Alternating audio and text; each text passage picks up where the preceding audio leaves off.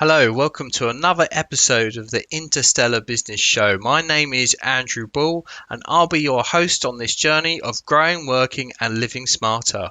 On today's show, I'm joined by Arn Terry. We're discussing everything to do with blogging and especially how your team can get started with blogging and overcome some of the challenges that stand in their way of this amazing opportunity for your business. Right, I'll be talking with Arn right after this message about a business report I have created for business leaders just like you. Are you a free-thinking business leader? We have a report you must see. It's a personalized report that reveals your strengths and weaknesses. Head to interstellar.report and get your free report today. Test yourself at interstellar.report.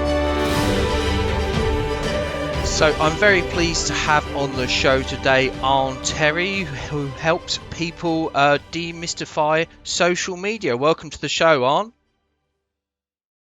Thank you for having me on board, Andrew. Gratitude, and I'm looking forward to this conversation. Okay, brilliant. Can you share a little bit about yourself and what do you do? Yeah, just a quick overview. Husband, father of three. And as I said on the intro, I help people on social media, keeping it very, very simple. If you've got a passion or if you've got a hobby, I'll help you turn that into a profit or just help you raise your social media presence on whichever platform is best for you. Brilliant. Fantastic. And like one of the things that we said we're going to really go deep on today in this episode is blogging, right? And especially how people and business teams can get confidence with blogging. So I think that's like the big topic we're going to go into today. Do you think there's big myths Indeed. surround blogging? Yeah, couple of the big myths that you see is blogging is dead. That's one big myth. Like, why do you need to have a blog? That's a massive myth. Another myth is blogging is time consuming.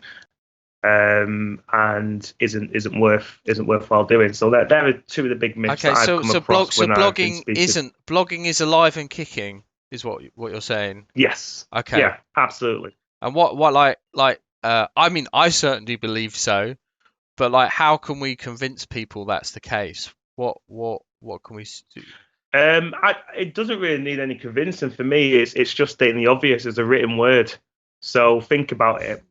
If the written word, it's literally there. It's basically like saying podcasting is. At one point people said that podcasting was going to be a thing in the past. It wasn't going to be something that was going to grow, and here we are. On the podcast show, and just it's the written word, and it's something that can be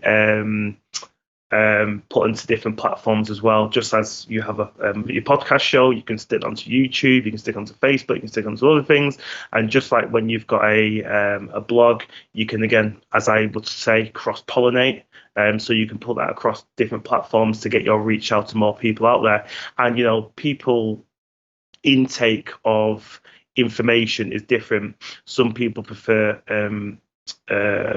motion picture, some people prefer the spoken word, and there's a lot of people that prefer the written word. So we need to really identify that there's a huge amount of people out there that still use the written word, which is very powerful. Hence, blogging is not dead. Okay, fair enough. And also, and like you say, it's the foundation for all that other content as well. So even if you think your audience are more YouTube friendly, then you still need a script to work off, right? And a blog post can be your script for your YouTube material. Exactly. Okay, cool. Exactly, and yeah, you put the point there really, really clear as well, because once you've got a blog, you've got that written word there, and obviously you're going to be talking on your YouTube channel, so you just use the information from your blog and just talk on YouTube. So it's a great script to, as I said, go on different platforms around social media platforms.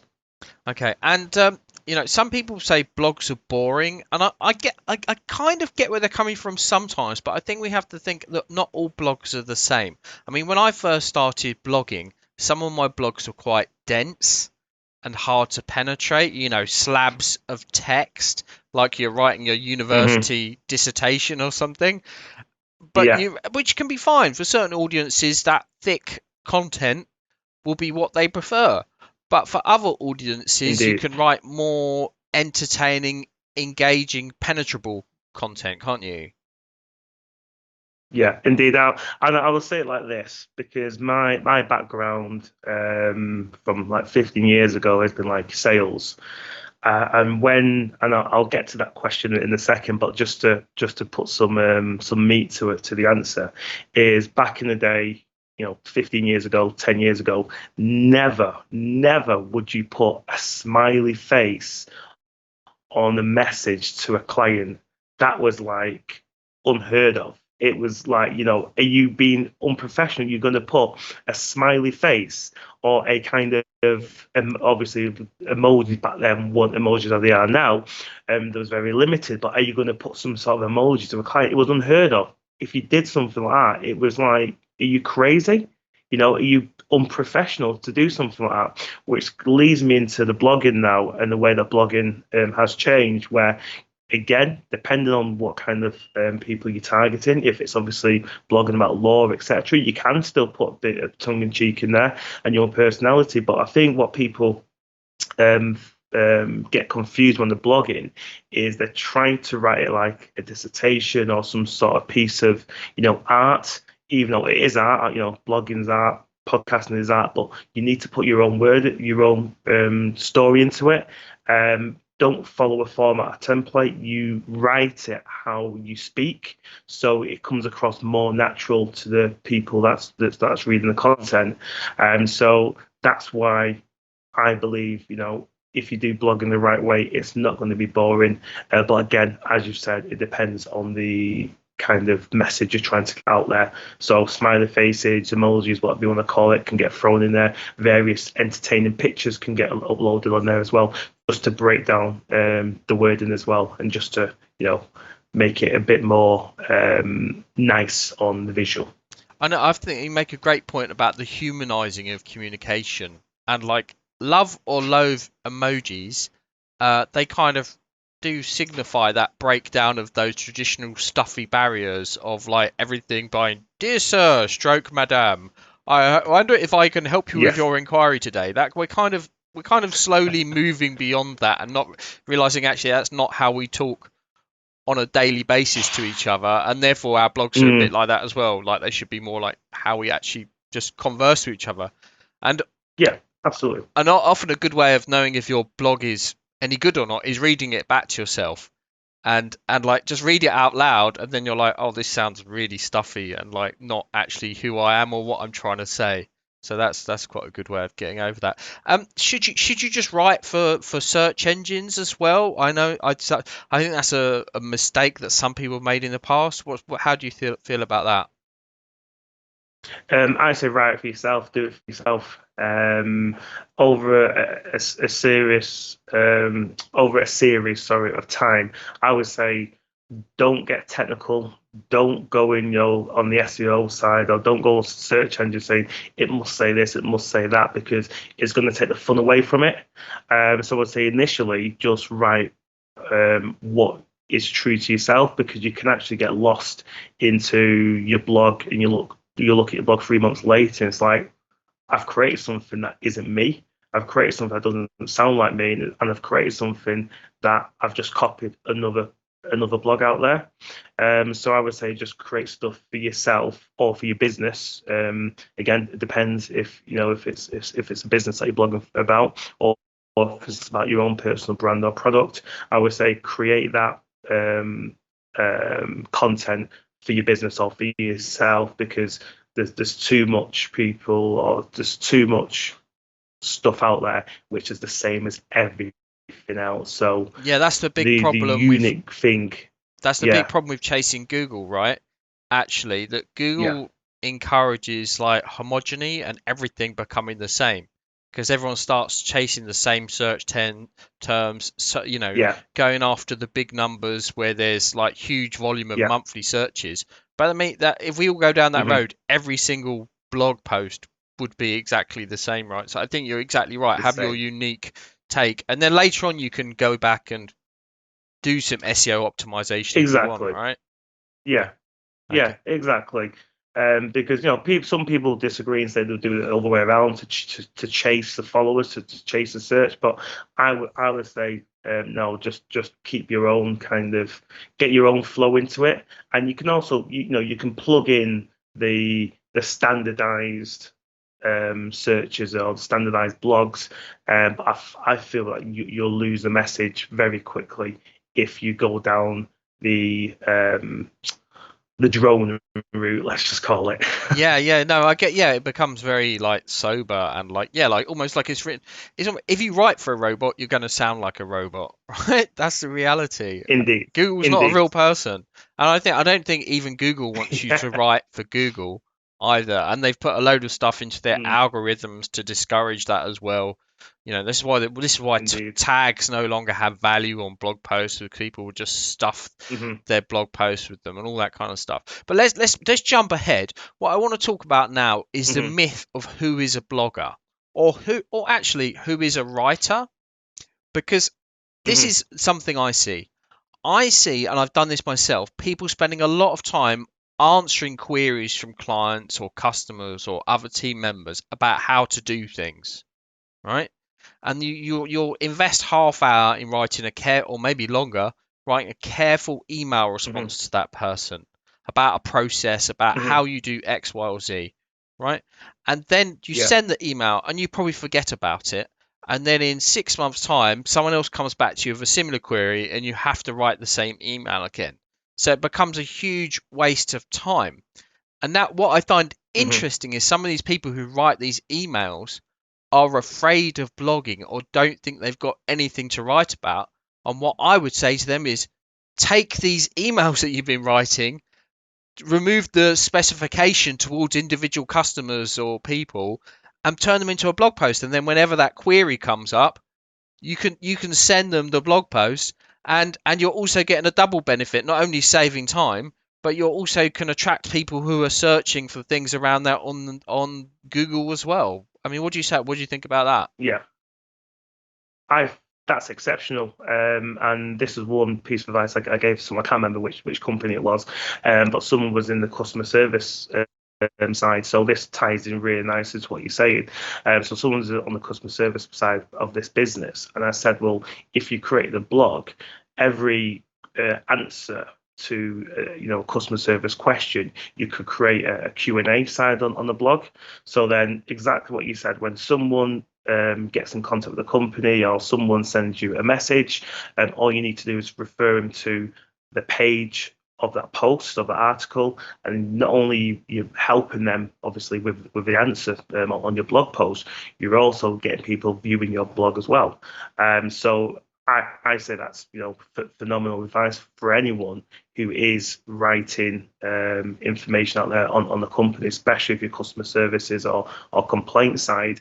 It's really useful to have a blog, because you can just put that into your questions and answers and help them and obviously get people viewing your blog post as well.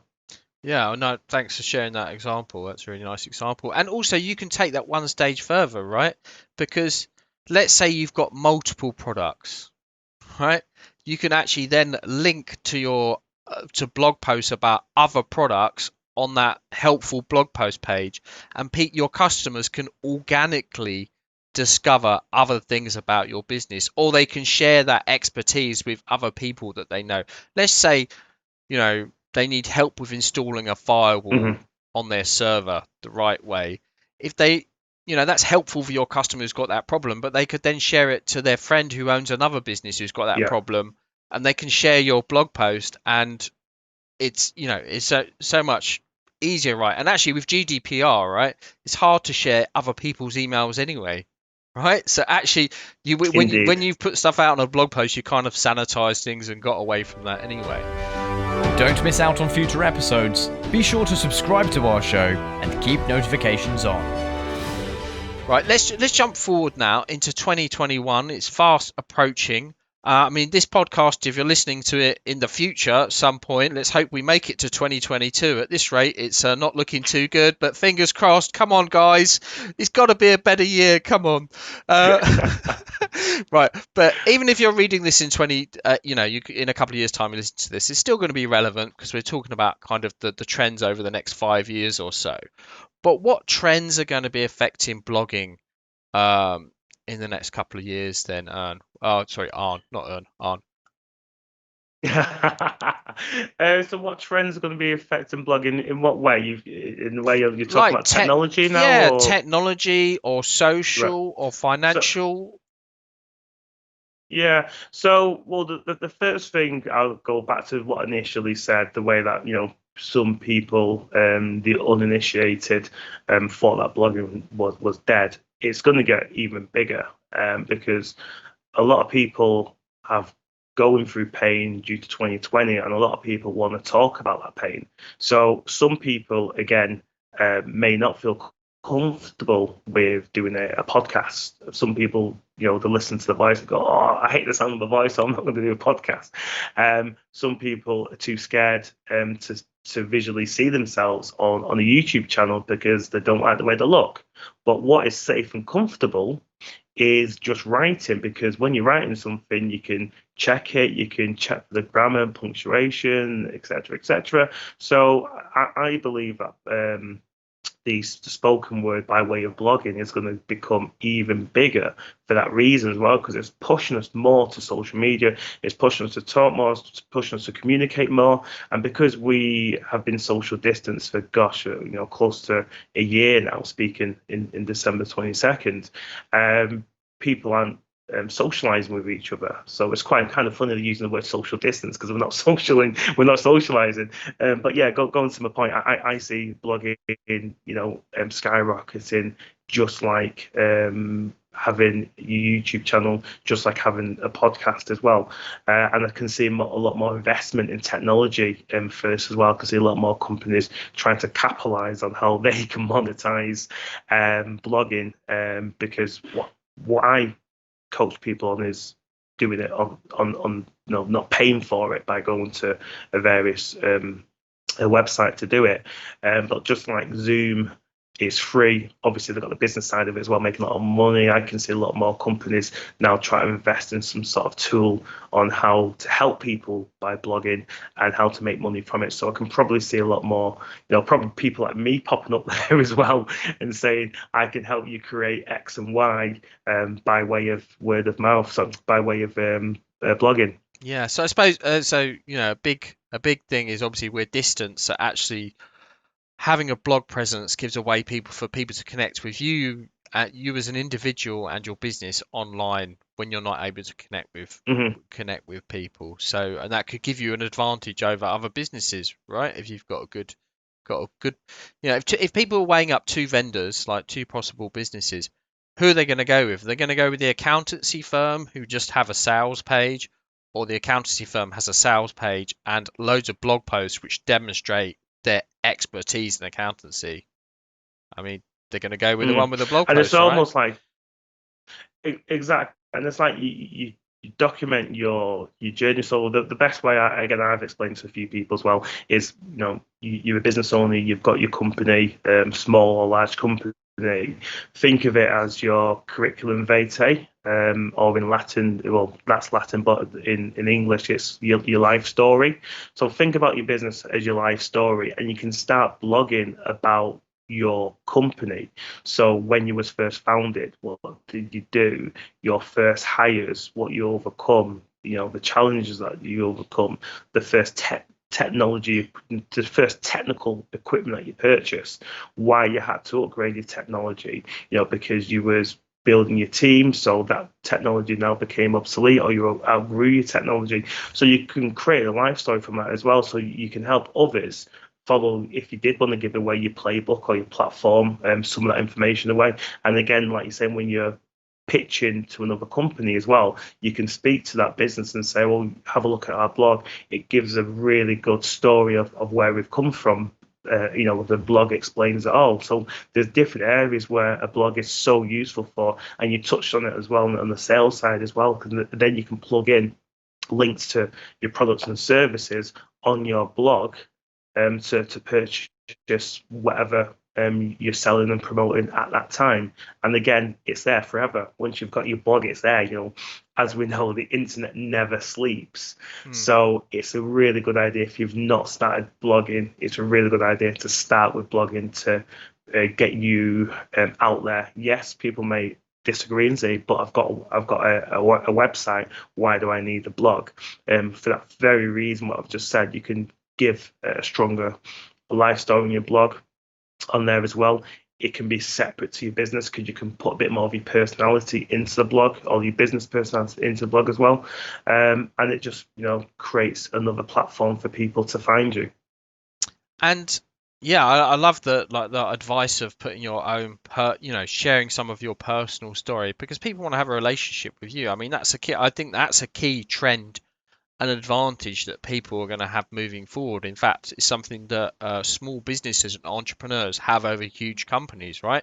It's hard to compete with mega corporations, but one advantage you've got is being personal and having that, showing that human side, which these big brands can't. So make the most of it, right? Of that edge. Indeed. Yeah. What mistakes do you think people make when it comes to blogging? Do they take on too much, or what do you see? The mistakes that people make is not starting. That's stating the obvious. Thinking it's too complicated. So I guess these are kind of beliefs, or their belief system. Think it's too complicated. Think it's too time consuming. And also, as I said, just speaking try in the wrong way, not capturing your audience by speaking how you would speak, or by speaking how your business would communicate with the customers. I think there are some of the mistakes that I made on there as well. And again, just underestimating the power of blogging. I would say that they're the key mistakes. Just not being serious enough that blogging is, it's been around for a while and it's here to stay, and it's just going to get bigger and bigger. You can see it. Again, don't take my word for it. Do your own research in terms of the amount of blogs and people starting a blog's gone up. The amount of people starting a podcast have gone up. The amount of people starting a YouTube channel's gone up. So again, just start now.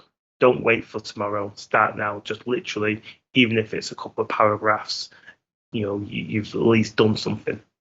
Yeah. I think that's the thing. Sometimes people envision these things as being too big, or they compare themselves to someone else. They might see someone who's written like a 3,000 word blog post and think that's where they need to start. You can start with 300 words is a perfectly ample amount to start with, or just start just by having a news section like on your blog. And then you can just put up a picture of something and like you say, a paragraph, right? And then build from there. Exactly. It doesn't have to be loads and loads, and you can experiment as well and find what people want. One mistake that I think people make is getting writer's block, and I think the reason people get writer's block is because they haven't done enough research, right? They sit down at their keyboards and think, I don't know what to write about. Well, the reason you don't need to write about is because you haven't read enough books recently, that you're not, you haven't invested anything into the topic that you're going to write about. Yeah. Or you haven't sat down and done like a brainstorming session and unpacked your own mind with things that you could talk about. So I think if you're making that mistake of getting blocked, you need to do more research beforehand. And they're like, just if you're going to start blogging this year, buy 2 or 3 books that are very interesting on a subject, right? As a starting point, I think would be a good point. Read those books, and those would probably give you a year's worth of content ideas that you could unravel and explore and play with. I think that would be a good way to start. Do you read a lot, Indeed. Arn? Quite funny. 10 years ago, the old Arn would have said, "I hate reading," and I never would have believed I would have been consuming as much information as I am now. So keeping a very long, because we could have a conversation on this, keeping a very long conversation short, I've got books on astrophysics. Wow. I've got books on meditation, manifestation, to social media, to numerology, to various different sacred symbols out there, 10,000 years old, etc. Because I invest a lot in my mind. The way that I see my mind as a muscle, and you see these people go to the gym and constantly working out every day, or triathlons and stuff like that. I do the same thing with my mind. So at the moment, I'm teaching myself to play Go, the board game. So to anyone that's not familiar with Go, it's like chess but on nitro. So yeah, I invest a lot of my time and energy into things like that, but I'm way big now into kind of quantum mechanics, quantum physics, quantum entanglement. But yeah, it's very interesting, and that's a really strong point that you mentioned when you invest in your mind by books, journals, whatever your thing is, it gives you so much content out there. So the amount of content I can post now is just infinite, because I'm constantly before this podcast. In fact, just before this podcast, I was not so sure if you're familiar with the book The Secret by Rhonda Byrne, but there's a new one that she just published a couple of weeks ago, and I've just finished that just now, and I've just forgotten what it's called. But yeah, she's just got a new book out, a new secret book, but she's just phenomenal. It's an even bigger secret. You don't know the title. Yeah. Exactly. I've just got a memory block now. But yeah, I'm just constantly investing my time in various books out there, and again, anything from like Grant Cardone 10x to sales, etc. But that's what I do, because of what I'm coaching for mindset, for meditation, etc., to get people in the right state of mind to starting stuff. So I go above and beyond just talk about social media. It's the deeper set into it as well, which is obviously your mind, the mindset. Yeah, mindset is key, right? A mind that is ready for anything. So let's move on to team blogging, and it's obviously good as an individual, and if you're a solo entrepreneur, you've got your own challenges, but teams have got their own challenges when it comes to blogging as well.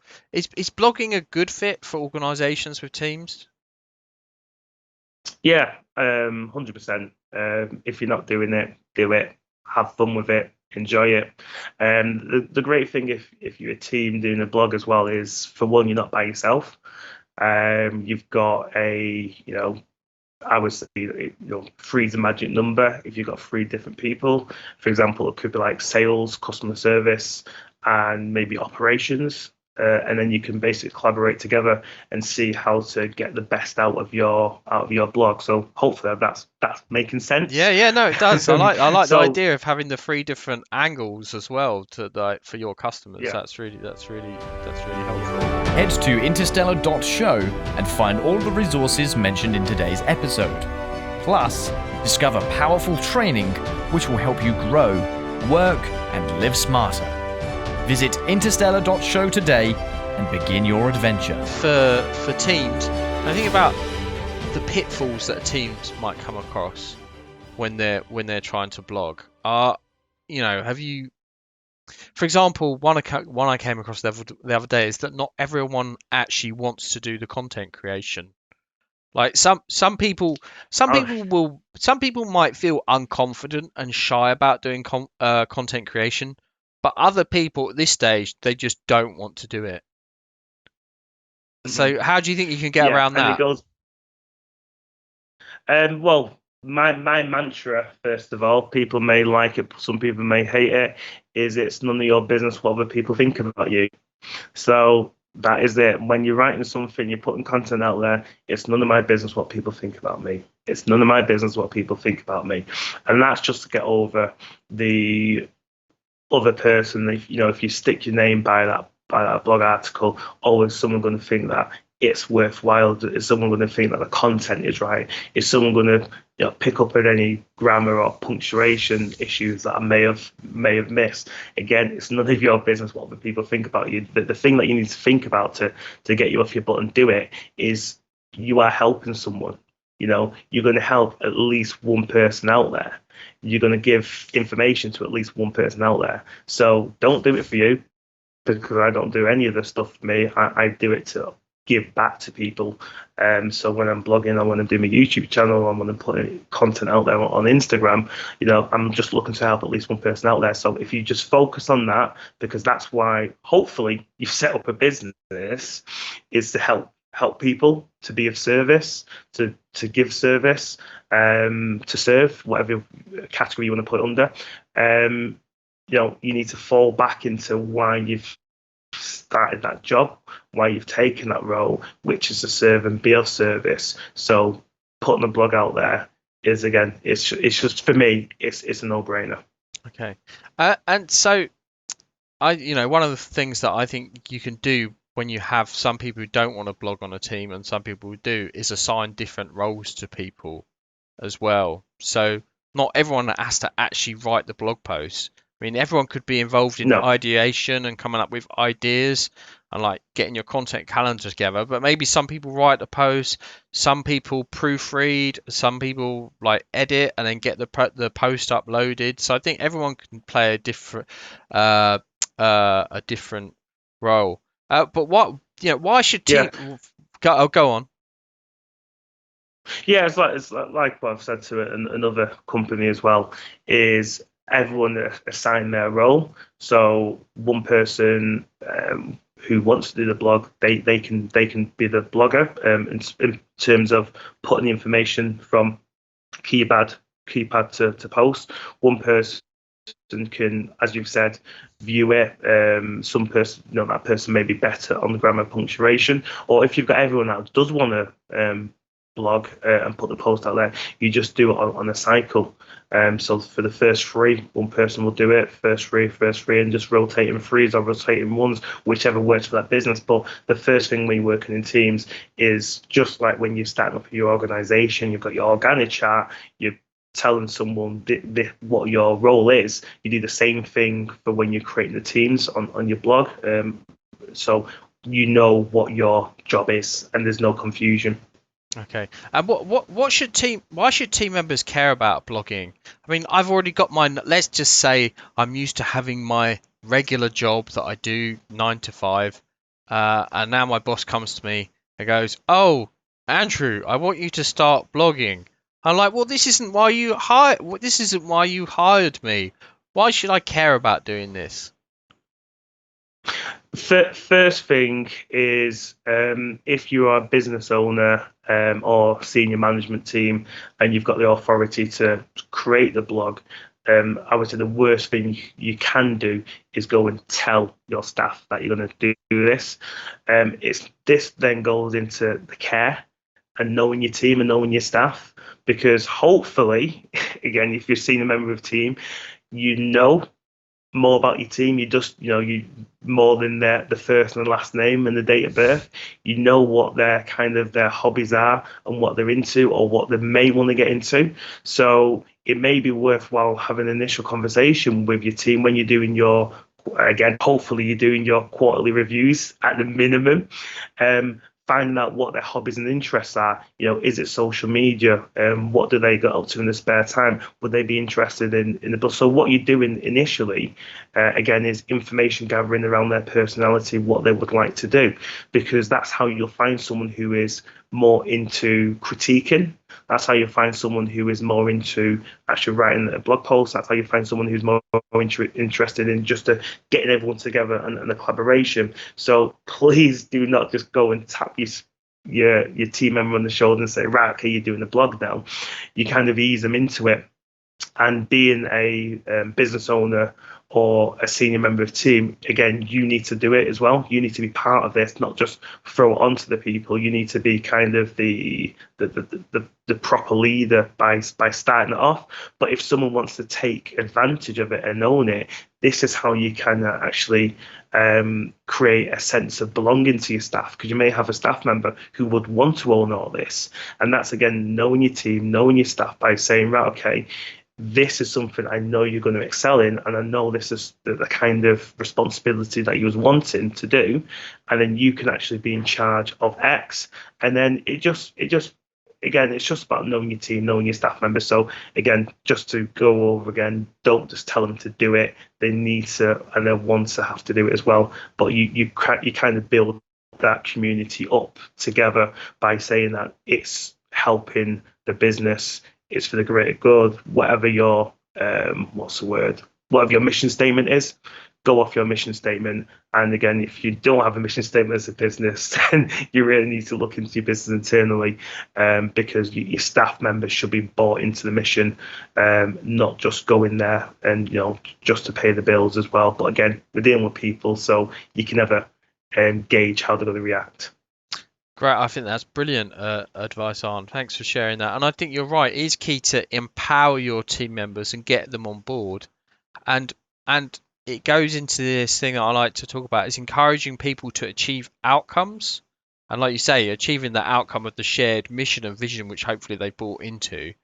And letting them talk about the different ways that they could achieve it. Maybe they'd prefer to do it with YouTube videos rather than blog posts, which if they're fully committed to doing that, then great, let them do that to 200% power rather than saying, oh, you've got to do blog posts. So yeah, I think giving ownership to your team members is key. And it's also, if you're a business leader or business owner and you want to start working less and stop having to do so much, then giving ownership to people is a huge part of it as well. And I've got another podcast episode coming up after this one, which is going to be all about how you can build a winning management team, so you can stop doing so much as well. But let's go back to this episode.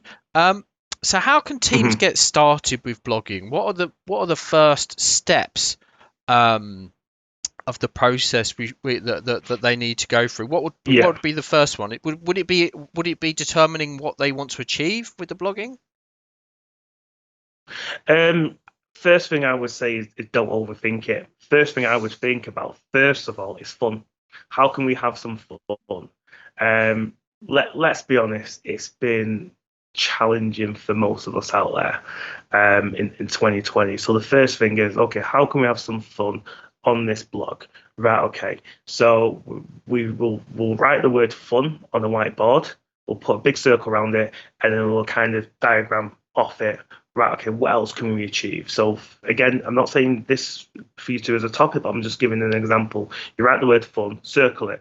Right, okay, what do we want to achieve? Service, okay, service. Okay, what do we mean by service? Helping others, advice, information, products, selling, etc. So it kind of, the spider diagram kind of grows its legs from there. So that's what you start with. So you've got, again, that should only really take, when I've led meetings and stuff like that, 15 minutes, 20 minutes at the very, very most. It doesn't need to be too time consuming. Then it's right, okay, we've got that. You've obviously got the name of your business anyway, so you pull that into the blog post. But then I would say use Blogspot, which is owned by Google. Blogger, which is owned by Google. So create your blog, and then obviously put it all together. And then it's a case of, again, one thing that I teach, some may agree, some may disagree, is you don't have to have do all the posts yourself. You can go onto different articles, and you can put their articles onto your blog post, as long as you link it back to the source as well. So again, you need to decide how you want to start. Again, I would say start with your own stuff, with your own message first. But if you want to go down the excuse of, we haven't got enough time, we've never got enough time, you have got enough time, because there's ways and means by using other articles and putting on that blog post and just linking it back to the source. So going back to your question, the first thing is, I would say, is fun. advice, helping others, serving, and just start from there. So hopefully that's kind of answered your Yeah, question. brilliant. Well, I mean, I like the idea of like starting from the point of view of fun. I think that's a great idea. And here's a top tip for people as well. There's a free app you can use called Otter.ai. Like all these apps, there's obviously a paid version, but the free one's pretty good. Yeah. And if you're struggling with sitting down in front of your keyboard and starting to write, then just get this app, start recording your voice, and just start talking about the subject. Start talking about the problems that's around the product or the service or the idea, the ways that those things can be solved. And before you know it, you'll have 2,000 words of audio which has been automatically described, which you can then edit together into a blog post. And that's quite an easy way of actually just getting some words down on a page. And I think it's much easier once you've got 2,000 bad words down on a page, and I think that's fine to be like, oh, I've put down 2,000 bad words. Well, guess what? You're one step ahead of the people who have put 0 good words down on the page. You're one step ahead of those people, because Indeed. it's like it's like being chased after a lion, right? You don't have to be faster than the lion. You need to be faster than you do need to be doing more than your competitor, who's trying to also outrun the line. So you don't need to be the best blogger in the world. You just need to do some blogging, and accept, and don't get caught up in perfection or everything having to be absolutely perfect. It doesn't need to be. And even if you publish your blog post, right, and afterwards you go, oh my gosh, I put, this is a big one for me, would have been there and there, the different ways of spelling that, actually like 3 different ways, right? So that would be an easy one. Don't worry about it. You can go back and change it afterwards. It doesn't matter. Yeah, exactly. And once you've just posted as well, there's not going to be too many people looking at your article anyway. So you've kind of got the forgiveness that you're not well established initially, so you can make those mistakes and learn from those mistakes, which is the main thing. Yeah. Okay. And so one of the things I want to talk about is blogging confidence, because I think a lot of this also comes down to a confidence issue. So sure, you've got some people who just on your team who don't want to blog. Fair enough. But once you've decided that blogging or whatever other form of content production is the thing that you want to do, a barrier might be confidence, that your team feel a bit not sure, worried that they're going to look a bit silly. But I think it's key to. I think it's important to know that everyone starts off as a newbie, and that you don't need to be a world-class blogger on day one, right?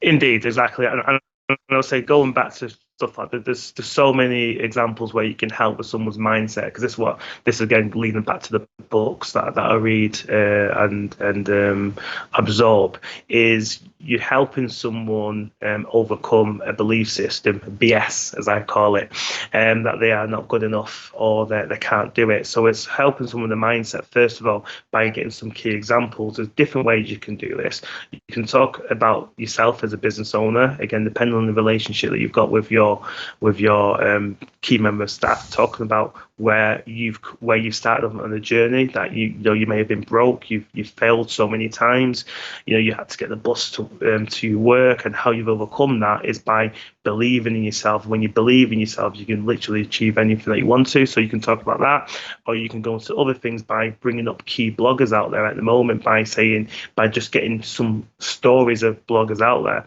who have literally started off with nothing, and give them a high level overview of their bio, of how they started, the mistakes that they've made, and look at them now. You would have never thought, because there's some great stories out there about bloggers and people being dyslexic, really struggled with spelling, grammar, punctuation, but look at them now.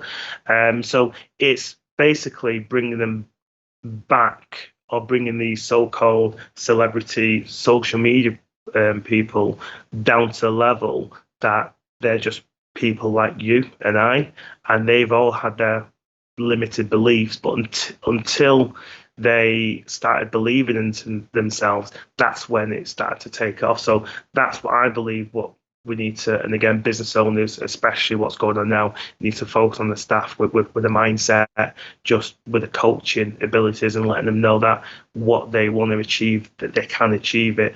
Don't let their limiting beliefs stop them from achieving this, because again, you need to inject some of your own energy to your staff and say you believe in them, you believe that they can do it. So that's one way you can do it, and also, you can have like fun and games, I guess, as well. You can get your team to, again, depending on your staff, to have like little contests of blogging, and the best person who comes up with the best blog post gets to feature, or they get a crate of wine or beer, or they get like some vouchers to go away somewhere. So what you've actually done, you've made, again, this is what I'm talking about, fun, where people don't realize fun pays a lot. Just before I came on live, you mentioned football. These guys are having fun. They're playing the game, and the game paid millions of pounds for having fun.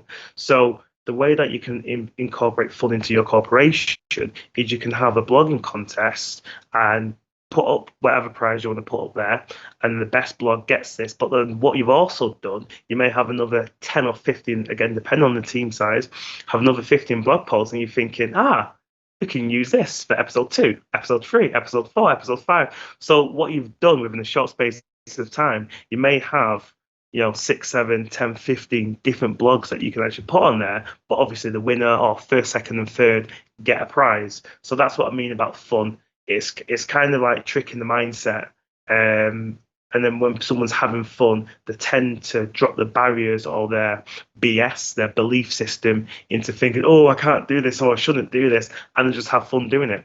Interesting. That's great. That's really helpful advice. And I think fun is great. Also encouraging people, giving them positive feedback, telling them what you like about the content they've created, I think is also massively valuable. Don't let your team members create an amazing piece of content, or even, it doesn't have to be amazing, an okay piece of content, and don't then not feedback on it, because you're not encouraging them to go off and do the next piece. Then it's kind of like working in a vacuum. I think everyone could do with a little bit of praise now and again. And I think in general in life, Indeed. taking a moment to say, I like this because of something, is such a powerful thing to do on a human to human level. And I encourage everyone today, just after you've listened to this, just go and tell one other person about one thing that you like about them or that they've done, because it will just totally make their day.